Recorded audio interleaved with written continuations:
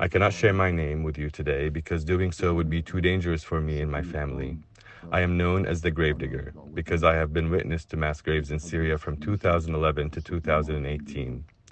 Men and women, children and elderly were tortured, executed, gassed, and bombed by the Assad regime, Iran, and Russia, and then callously thrown into trenches, their fate unknown to their loved ones. Their lives have been lost, they cannot be saved, and they demand justice.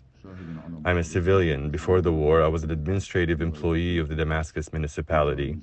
My job was to help families make final preparations after their loved one's passing. Each funeral was dignified with religious prayers and rituals, and all were properly laid to rest. Family members were given the opportunity to say goodbye, and the sanctity of every grave was respected. In early 2011, my office was visited by regime intelligence officials, and I was ordered to work for them. When the regime asks for something, you don't say no. I was not prepared for the horror of my duties. Every week, twice a week, 3 trailer trucks arrived packed with 300 to 600 bodies of victims of torture, execution, and slaughter. Twice a week, 3 to 4 pickup trucks with 30 to 40 bodies still warm of civilians that had been executed in Saydnaya prison arrived for disposal in the most inhumane way. After 7 years of bearing witness to these atrocities, thanks to God and the ineptitude of the regime, I was able to escape Syria and follow my family to Europe.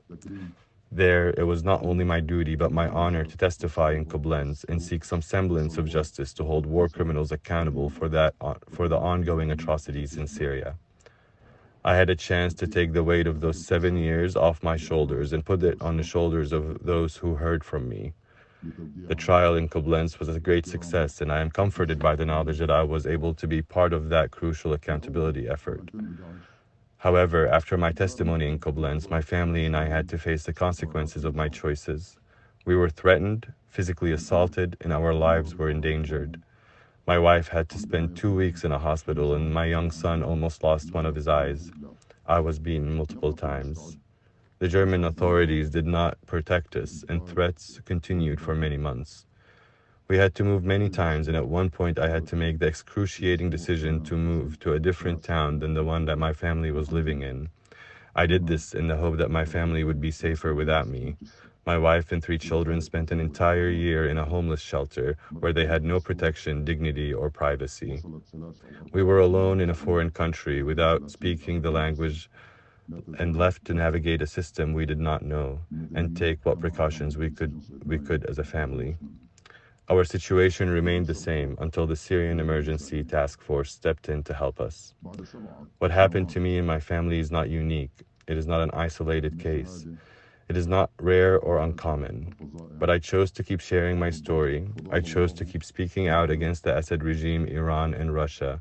I chose to keep testifying. I believe it is my duty to do so, for the countless bodies I was forced to bury with no dignity or respect. For every mother, every father, every sister, every brother, every daughter, and every son who lost a loved one, and for those who are still looking for the disappeared.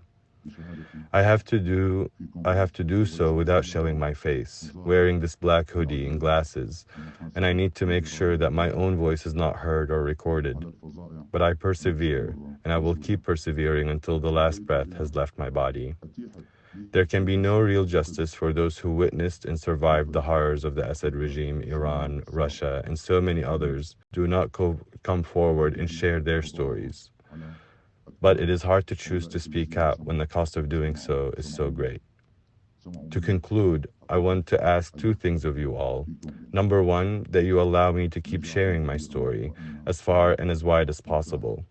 And number 2, that you help others like me who wish to do the same. Help them feel safe. Help them reach the world so that millions of people who are suffering may have a glimmer of hope that there will be justice. Thank you.